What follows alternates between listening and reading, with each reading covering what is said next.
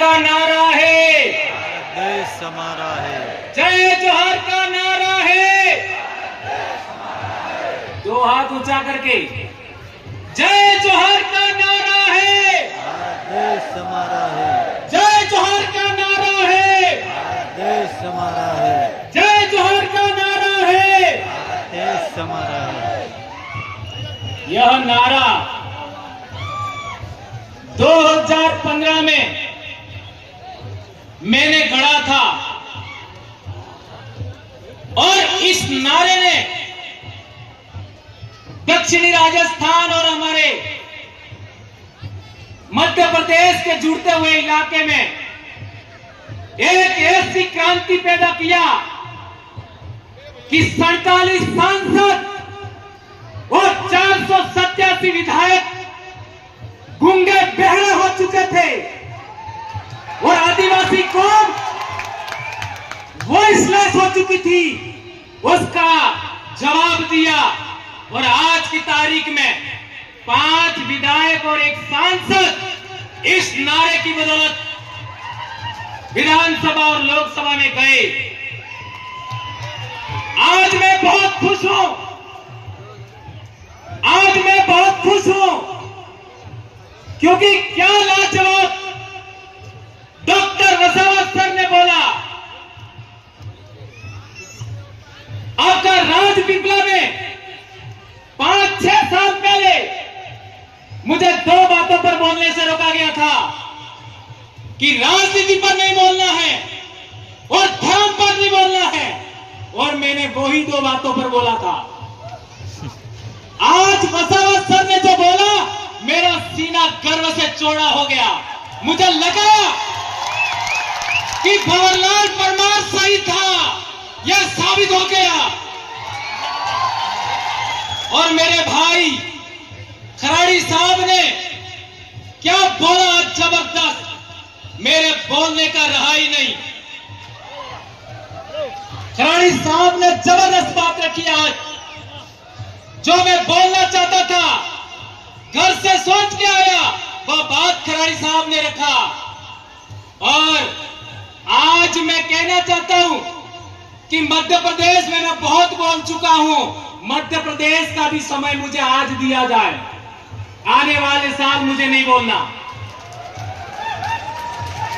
दोस्तों, बारू दादा ने बहुत बड़ी बात बताई कि शोषण की परिभाषा क्या हो, अत्याचार की परिभाषा क्या हो।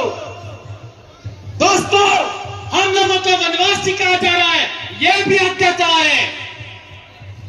हमारे समाज को धर्म में बांटा गया, यह भी अत्याचार है। हमारे समाज को पार्टियों में बांटा गया, यह भी अत्याचार है। रोड़ी प्रथा की बात करें, हमारे इलाके में आज की तारीख में एक महिला का कम उम्र में पति मर जाता है तो क्या किया जाता है? जब बच्चे छोटे छोटे होते हैं तो वो महिला मात्र 12 दिन वो महिला एज ए विधवा होती है। ये रूढ़ी प्रथा है बहुत बड़ी। 12 दिन के बाद उसको पसेड़ी उड़ाई जाती है और वह पुनः सुहागन हो जाती है। ये कितना बड़ा समाज व्यवस्था है। एक महिला के मान सम्मान इज्जत के लिए यह कितनी बड़ी रूढ़ी प्रथा है, उसको भी हमें आगे बढ़ाना होगा दोस्तों। और एक बड़ी बात बताई थी बाबू दादा ने कि हम हिंदू भी नहीं है, मुस्लिम नहीं है, ईसाई नहीं है। हमारे लोग कहते हैं कि हम हिंदू नहीं है, लेकिन हिंदू क्यों नहीं है कभी नहीं बताते, कभी नहीं बताते। और इन्हें बताने की बात आए तो वो मात्र ये कहते हैं कि हिंदू विवाह अधिनियम हमारे ऊपर लागू नहीं होता। आज रतलाम में देखिए, जाबुआ अलीराजपुर दाहोद में देखिए, हमारे समाज का जब विवाह होता है तो एक कपड़े का अड़ूड़ा माड़वे में रखते हैं, उसके ऊपर एक लोटे में महुआ रखते हैं। मान्यवर चौधरी साहब कह रहे थे महुआ अर्घ एक लोटे में रखते हैं और उसके ऊपर दूसरा लोटा पानी भर के रखते हैं। क्या ये बात सही है? और उसके चारों तरफ फेरा लेने से पहले आरती की थाली से तिलक लगा जाता है धरती माता को। यह कितनी बड़ी रूढ़ी प्रथा है। अग्नि पूजा नहीं होता और इसके बाद इस कड़े के चारों तरफ फेरा लगाया जाता है। यह प्रथा किस विवाह पद्धति में बताइए? क्या यह प्रथा ब्राह्मण प्रथा में है क्या? नहीं है। क्या ईसाई प्रथा में है क्या? नहीं है। क्या इस्लाम प्रथा में है क्या? नहीं है। तो हम लोग हिंदू भी नहीं है, हम लोग ईसाई भी नहीं है, हम लोग मुस्लिम भी नहीं है। ये बात प्रमाणित होता है। और हिंदू तो कोई धर्म भी नहीं है। ब्राह्मण धर्म को हिंदू धर्म कहते हैं। ये बात समझना है तो हम लोगों को जबलपुर हाई कोर्ट का जजमेंट पढ़ना होगा। एक धर्म क्या होता है उसके लिए 4 बड़ी बातें हैं। एक, जो वर्ण व्यवस्था है वो धर्म है, और दूसरा प्रायश्चित होता है वो धर्म है, और तीसरा बात है कि हमारा जो क्या कहते हैं आपका पूजा पद्धति का आधार है वो धर्म है। तो हमारे समाज की व्यवस्था के अंदर वर्ण व्यवस्था नहीं होता। ये सुप्रीम कोर्ट ने बोला है, आपका जबलपुर हाई कोर्ट ने बोला। जो लोग आपका वेद से संचालित नहीं होते, जो रामायण महाभारत से संचालित नहीं होते, जो पुराण से संचालित नहीं होते, जो वर्ण व्यवस्था से संचालित नहीं होते, वे लोग अपनी रूढ़ी प्रथा से, अपने कस्टम से संचालित होते हैं। वो आदिवासी है, वो किसी भी धर्म में नहीं आते। ये जजमेंट में कहा गया है। आज तक हम लोगों को किसी ने नहीं बताया। और एक बड़ी बात, नंदा ताई, आज इनका सम्मान हुआ। नंदा ताई के जजमेंट में कहा गया है अबोरिजिन्स और शेड्यूल ट्राइब, यानी शेड्यूल ट्राइब का मतलब हुआ अबोरिजिन, अबोरिजिन और शेड्यूल ट्राइब, और ब्रैकेट में आदिवासी लिखा है। तो जो लोग हमको वनवासी कहते हैं वो लोग कंटेम्प्ट ऑफ कोर्ट कर रहे हैं। हमें केस किया जाना चाहिए। कौन माइका लाल इसके लिए तैयार है? हाथ ऊंचा करो। ये कंटेम्प्ट ऑफ कोर्ट का आपका केस किया जाना चाहिए तो मैं मानूंगा कि नंदाबाई के साथ आपका न्याय हुआ। एक और बड़ी बात, हमारे बहुत सारे बड़े वक्ताओं ने बात रखा। एक बात आई थी बिल प्रदेश, तो कई लोग मेरा विरोध करते थे। 2015 में मैंने एक आपका व्हाट्सएप पर ग्रुप बना दिया बिल प्रदेश, और वो भी रेवा काठा डायरेक्टरी। मैं पैदाइशी मानगढ़ आंदोलन की देन हूं। ये खराड़ी साहब पैदाइशी मानगढ़ आंदोलन की देन है। और ये आपका जितना भी दक्षिणी राजस्थान और उत्तरी गुजरात का आदिवासी है, उत्तरी मध्य प्रदेश का आदिवासी है, मानगढ़ आंदोलन की पैदाइश है। उस मानगढ़ आंदोलन का सबसे बड़ा उद्देश्य था भील राज कायम करना। और ये बात गोविंद गुरु के इतिहास में लिखी हुई थी। उसी को आधार मान करके मैंने बिल प्रदेश व्हाट्सएप ग्रुप बनाया। बहुत लड़ाई हुआ, लेकिन लड़ते लड़ते हम लोगों ने आज पूरे इलाके के अंदर ये बात फैलाने में कामयाब हुए। आज मेरे छोटे भाई चेतर वसावा ने बोला, आपने कितना इस्तकबाल किया। मेरे छोटे भाई जय कृष्ण पटेल ने बोला, कितना बड़ा आपने इस्तकबाल किया। और हमारे डामोर सर ने भी बात किया, आप लोगों ने उनको सर आंखों पे रखा। ये बात हम लोगों को आगे बढ़ाना है। लेकिन मेरा भील प्रदेश क्या है? मेरा भील प्रदेश एक राज्य से भी बड़ा है। मेरा भील प्रदेश का मतलब है जहां जहां भील राजा हुआ करते थे वो सारी जमीन भील आदिवासियों की है। ये आदिवासियों के जाल जंगल जमीन की लड़ाई है। ये है भील प्रदेश मेरे लिए। भील प्रदेश का मतलब जहां जहां हमारा बाप दादा राजा महाराजा थे वो सारी जमीन हमारी है, चाहे वो आज की तारीख में कोई भी बैठा है।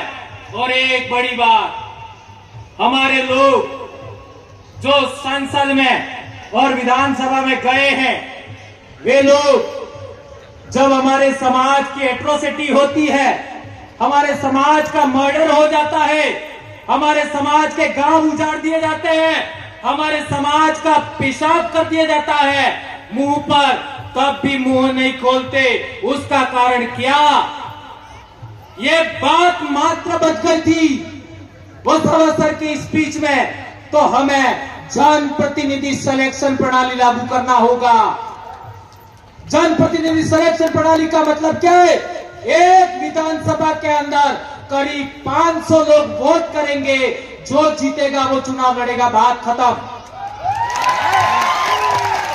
एक लोकसभा में 700 लोग सभी गांवों के वोट करेंगे और जो जीता वो चुनाव लड़ेगा, बात खत्म। यह है जनप्रतिनिधि सिलेक्शन प्रणाली। इसी के आधार पर हमारे लोग आगे बढ़ रहे हैं। और एक बड़ी बात कि ये लोग नहीं बोलते हैं, तो क्यों नहीं बोलते हैं? तो उनका सिलेक्शन उन लोगों ने किया है। इसलिए मैं कहना चाहता हूं, आदिवासी क्षेत्र से कांग्रेस भाजपा बाइकॉट। आदिवासियों की महाराष्ट्र में दूसरी पार्टी बनानी है, बनाओ। मध्य प्रदेश में बनानी है, बनाओ। गुजरात में बनानी है, बनाओ। जितनी बनानी है बनाओ, लेकिन आपका कोऑर्डिनेशन करना, अलायंस करना, लेकिन कांग्रेस भाजपा बाइकॉट, खत्म, टाटा बाय बाय। इसी तरीके से आदिवासी एकता कायम करना चाहते हो, रूढ़ी प्रथा बचाना चाहते हो, संस्कृति बचाना चाहते हो, तो तीनों धर्मों को भी बाइकॉट करना होगा। प्रकृति धर्म, आदिवासी धर्म, जो कहना कहो, इंडिजिनस धर्म, ट्राइबल रिलीजन 1931 में था, पुनः लागू करो। जो करना है करो, जो राय बनती है करो, लेकिन इनको आउट करना होगा। और ज्यादा नहीं तो इस दिमाग से तो आउट करो। है मान्यवर चौधरी सर कह रहे थे, मेरी बेटी एमबीबीएस कर रही है, मेरा बेटा एमबीबीएस कर रहा है, एक 9th क्लास में बेटा पढ़ रहा है, तीनों के सर्टिफिकेट के अंदर, स्कूल के अंदर आदिवासी लिखवाया मैंने। और मैंने नंदाबाई का रेफरेंस दिखा, वो कोर्ट में का जजमेंट लेके गया, ये आदिवासी लिखा है। और यदि आप नहीं लिखते हो, इस पर साइन करो, मैं आपके ऊपर कोर्ट ऑफ कंटेम्प्ट का केस ठोकूंगा। तो तहसीलदार भी डर गया और ये बात हो गया। एक अंतिम बात, हाँ, हमारे समाज के अंदर किसी का विवाह हो जाता है और किसी कारणवश आदमी महिला को दान क्षेत्र न्यायालय नियमज में दान अटले अनाज, क्षेत्र अटले मर्यादा, सम्मान, महिला के साथ सम्मान नहीं करे और पोटली पे करके रोज बदमाशी करे, मारे पीटे, तो हमारे महिला को छेड़ा छूट लेने का हक था। एम आई राइट?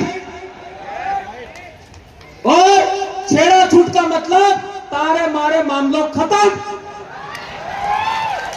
तने बीसी मળી सकी तो मने में कर जो कोई। ये बहुत बड़ी बात है दोस्तों। ये हमारी विवाह पद्धति, हमारी पूजा पद्धति, हमारी रूढ़ी प्रथा, कस्टमरी लॉ के लिए बहुत बड़ी बात है। एक और बात, जो टाइगर प्रोजेक्ट के नाम पर हमारी जमीन छीनी गई, अभी पालकर को लेकर के जो हुआ, पिछली बार कालूराम दादा ने बोला था और अभी एक भाई ने भी, हमारे साथी ने बोला, पालकर में क्या क्या हुआ, स्टैच्यू ऑफ यूनिटी पर क्या क्या हुआ, आपका केवड़िया में आपका क्या क्या हुआ, हसदेव में क्या क्या हुआ, मणिपुर में क्या हुआ। हमारे लोगों को गुमान था हमारी राज्यपाल आदिवासी है, हमारे लोगों को गुमान था हमारी राष्ट्रपति आदिवासी है। क्या किया? सिफार। इसलिए मेरा विश्वास उठ गया है और मैं लंबे समय से कह रहा हूं, सरकार तेरी नौकरी लेना तो ले ले, मैं कभी चुनाव नहीं लड़ूंगा, लेकिन तुम्हारा बंदोबस्त करके छोड़ूंगा, नहीं छोड़ूंगा। और आदरणीय वसावा सर को भी कहना चाहता हूं, मैं जिंदगी में कभी चुनाव नहीं लड़ूंगा, लेकिन नेता पैदा करके छोड़ूंगा। मैं मेरे बाप की औलाद हूं, मैं मेरी मां की औलाद हूं और बाप की अकेली औलाद हूं मैं। और 2011 से इस बीमारी से पीड़ित हूं, फिर भी नहीं डरा मैं। कितना क्या क्या हुआ मेरे साथ, खराड़ी साहब को पूछ सकते हैं आप लोग। एपीओ किया, निलंबित किया, क्या कर लोगे? लाखों भंवरलाल परमार पैदा हो गए। धन्यवाद दोस्तों, आप लोगों ने मुझे इतना बेरहमी से सुना और संचालक भाइयों ने, मेरी बहनों ने, मेरे भाइयों ने और इतना मुझे समय दिया। आपका दिल से जोहार करता हूं। और आज की मेरी स्पीच मेरे आइडल वारू सोनवणे और कालूराम धोदड़े को समर्पित है। जय जोहार, जय आदिवासी, जय बिलप्रदेश, जय भारत। आबुआ दिसुमरे, आबुआ राज, आपकी जय। धन्यवाद दादा।